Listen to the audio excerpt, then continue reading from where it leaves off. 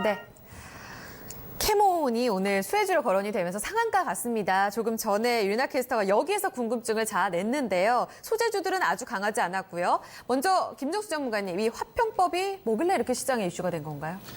그러니까 일단 사전적인 의미부터 말씀을 좀 드리면 화학 물질의 등록, 유해성, 외해성에 관한 심사와 평가로 유해 화학 물질을 규정하고 화학 물질에 대한 정보를 생산 및 활용하도록 해 국민 건강과 환경을 보호하는 게 화평법이다라고 이렇게 사전적으로 정의되어 있습니다. 네, 오늘 보니까 이 화평법 그리고 화관법, 산안법 여기서 규제를 좀 풀어주는 내용을 정부에서 고민하고 있다. 이게 지금 시장에 이슈가 된 이유 자체가 결국은 일본 때문인가요? 그렇죠. 그러니까 이렇게 용어를 이렇게 설명하게 되면 한번 제가 사전적 의미로 이렇게 설명을 좀 드렸지만 이쪽 관련돼서 이제 공부를 하지 않은 사람 입장에서는 한 번에 바로 이해되지는 않고요. 두 번, 세 번 봐야지 좀 이해할 수 있는 생소한 개념이잖아요. 예. 그러니까 이렇게 일부러 어렵게 설명해 놓는 거예요. 그래야지 그쪽 관련된 전문가들이 직업이 생기니까. 그러니까 이런 거를 접근할 때는 어떻게 접근하는 게 좋냐면 이걸 왜 풀어주느냐가 중요한 거예요. 그러니까 그 화평법이 뭐냐? 이거부터 쉽게 생각하면 돼요. 화평법이 뭐냐? 쉽게 말해서 우리나라가 이번에 반도체 소재 쪽 관련돼 가지고 일본에서 우리나라한테 수출 규제에 들어간 게 크게 세 개에서 시작이 됐잖아요. 감강액, 포토레지스트하고 그다음에 이제 PI, 폴리이미드하고 에칭가스, 고순도 에칭가스 특히 요걸 태클을 걸었는데 요게 우리나라 업체에서 그동안 이 소재 업체들이 개발해야 됨에도 불구하고 개발을 안 했던 이유가 왜 그랬냐면은 환경 문제가 발발되기 때문에 그렇습니다. 독성이 특히 많이 에칭가스 같은 경우는 굉장히 독성이 많이 들어가기 때문에 관리하는 능력이 필요하거든요. 일본은 이쪽에서 100년 넘게 나오니까. 그래서 우리나라가 정부 쪽에서 이거를 국산화하긴 해야 되는데 환경 문제와 관련된 부분들이 있기 때문에 화학 물질을 취급하는 데 있어서 좀 까다롭게 한 거예요. 그러니까 쉽게 말해서. 그러니까 우리가 이번에 이야기했던 이제 화통법 관련된 거는 이렇게 쉽게 생각하시면 됩니다. 우리나라 소재 업체들이 에칭가스 이번에 문제되고 있는 거 개발하려고 했는데 환경 문제에 걸리는 거예요. 그래서 법적으로 막아놨는데 이번에 이 사단이 나니까 환경 문제 풀어줄게. 이게 이번에 나오는 화통법이라고 생각하시면 됩니다. 결국 소재 국산화를 위해서 추진하는 거다. 그렇죠. 이제 니들이 그동안 환경 문제와 관련된 이런 것 때문에 계속 막아놨었는데 야 이렇게 하다 큰일 나겠다. 왜냐하면 반도체를 건들면 우리나라는 큰 타격을 받잖아요. 그러니까 풀어줄게 이거예요. 근데 보면은 소재 국산화 관련 종목들이 그럼 굉장히 환영해야 되는데 시세 자체는 그렇게 환영하지 않았어요. 그렇지 않죠. 시세가 훨씬 크게 터진 거죠. 캐몬은 오늘 30% 터졌잖아요. 네, 관련주로. 근데 동진 세미캠이나 후성이나 솔브레인은 이번에 한 달, 7월 달이 지금 보름도 채 되지 않았는데 벌써 50%, 60%, 70% 터진 주식들 수두룩해요. 그러니까 소재 관련된 섹터들은 화통법 관련된 이 부분은 될 거다라고 생각해서 미리 터진 거예요.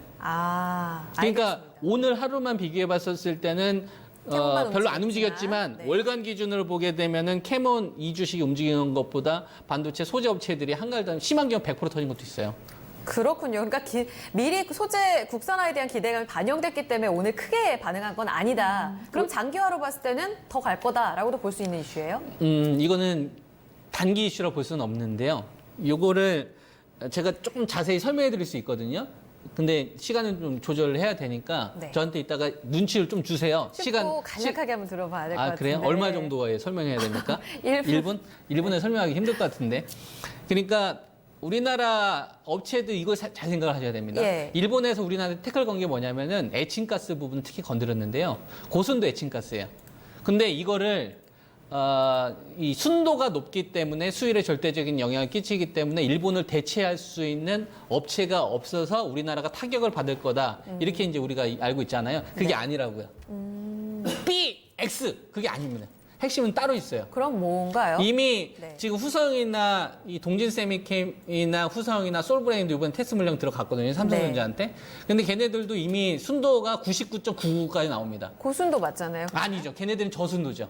그러니까 동진세미캠이나 후성이나 솔브레인 이런 건 뭐냐면 저순도 에칭가스에 들어가서 우리가 스마트폰 사용하다 보면은 고사양도 있지만 중저가 저사양도 있잖아요. 그러니까 정밀하지 않게 미세화 작업을 하지 않은 것들은 동진세미캠이나 후성이나 솔브레인과 갖다 쓰는 거예요. 대신 이제 삼성전자가 이번에 차세대 산업으로 밀고 있는 뭐 7나노 이하 EUV 장비 들어와서 하는 정밀하게 깎아야 되는 거는 공정으로는? 요거는 이제 그 일본 걸 갖다 쓰는 거죠. 왜냐하면 정밀하게 사용을 해야 되기 때문에 정밀하게 식각 처리를 할 때는 습식 처리를 해서는 안 되고 건식 처리를 해야 됩니다. 건식 처리를 할 때 필요한 소재가 일본 거였던 거고요. 네. 근데 일본 게 순도가 높아서 썼던 것도 있지만 그거보다 더 핵심은 뭐냐면 얘네들이 그 가격 대비 괜찮았던 거예요. 가격 경쟁력이 네. 있었다. 그래서 굳이 삼성전자나 하이닉스의 입장에서 다른 업체들 거 굳이 쓸 필요도 없는 거죠. 아니 굳이 잘하고 있고 가격도 싸게 잘 주고 있고 관리 능력도 100년 이상 됐는데 네. 뭐하러 얘네들 제끼고 다른 업체들 거 신경을 못 썼던 거죠. 가성비가 뛰어났던 건데. 근데 그래서 우리나라 걸 굳이 안 썼던 거예요. 네. 우리나라 업체들은 이제 저순도로 해보고 고순도로 해서 테스트하려면 또 시간도 들고 비용도 그쵸. 드니까. 네. 근데 일본이 저렇게 나오니까 야, 안 되겠다. 그러니까 이제 우리나라 소재 업체들 것도 한번 고순도 애칭가스 한번 써보자. 그럼 어떤 문제가 발생이 되겠어요? 삼성전자가 테스트 비용 들 거고 돈이 들 거 아니에요. 그러니까 그동안 그걸 안 했던 거예요. 잘하고 있는 업체가 이미 있었는데 네. 그걸 이번에 쓰겠다라고 한 거죠. 그러니까 그때 소재 관련된 업체들이 막 며칠 전에 막 20% 가까이 급등이 나와서 그래서 나온 거예요. 설마 했는데 언제 쓰는구나. 솔브레인 쪽 관련돼서. 네. 그래서 이거는 시간상의 문제이지. 시간과 비용. 그죠. 시간과 비용에 관련된 문제이지. 뭐 대체 불가는 일본이 아니다. 뭐 아니서 그건 아닙니다. 네. 안 했던 거예요. 대체 불가에 있어서는 일단 뭐 국산화에 있어서도 거의 뭐 그럼 확실시 되는 그런 분위기로 갑니다. 여기에서 우리가 왜 소재 국산화에 있어서 주목을 받았는지까지도 지금 잠시 또 설명의 연결고리들을 들어봤는데요. 다시 원점으로 그럼 돌아와서 이야기를 좀 더 들어볼게요. 마제스터 전문가님, 저희가 화평법 이야기를 계속적으로 하고 있는데 네. 그럼 오늘 아까 김정수 전문가님은 캐모는 오늘 터졌지만 기존에 터졌던 뭐 후성이라든지 기존 수혜주들까지도 장기적으로 수혜 본다. 화평법에 있어서 그럼 그 수혜 장기화 될 수 있다고 보세요? 그렇죠. 이제 중요한 건 이게 지금 가만히 보시면 오늘 캐몬이 오늘 상한가를 기록했다고요. 그럼 이게 연속성이 얼마만큼 갈 것인지를 보고 그러니까 이런 그 일본 소재 규제에 관련해서 이미 큰 세력들은 알고 있었다는 거죠. 왜? 지금 보세요. 지금 시장의 모멘텀이 우리 앵커님이 보셔도 없죠. 시장의 모멘텀이 있나요? 미국의 금리 인하 얘기 벌써 다 반영이 노출된 된 것 재료 같고, 반영된 것 같고. 유동성은, 네. 그리고 우리 국내 시장 딱 아침장 열어보면 매수 수급이 있나요? 없어요. 시장이 그냥 침체 국면이라고요. 네, 네. 그러니까 개별 종목으로 움직이는 모습들이 나타나는 게 네. 이유라고요. 그러면 기술적으로 네.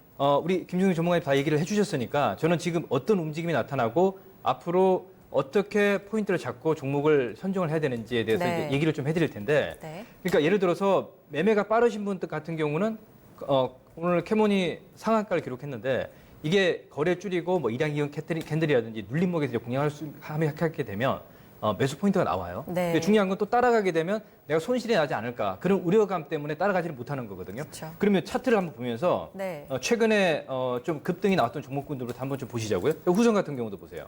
제가 아까 초반에 말씀드렸던 게 낙폭과대 종목군들의 이벤트가 지금 나오고 있다. 네. 이런 얘기를 한 게 후성 같은 경우 보세요. 완전 역배열이죠. 역배열에서 이렇게 N자형 파동으로 올라온 거예요. 그러면 이게 지금 구간에서는 한 50% 이상 급등이 나온 상황이기 때문에 네. 따라가지를 못한다고요. 자, 그러면 그 다음 종목 동진쌤 이렇게 한번 보시자고요.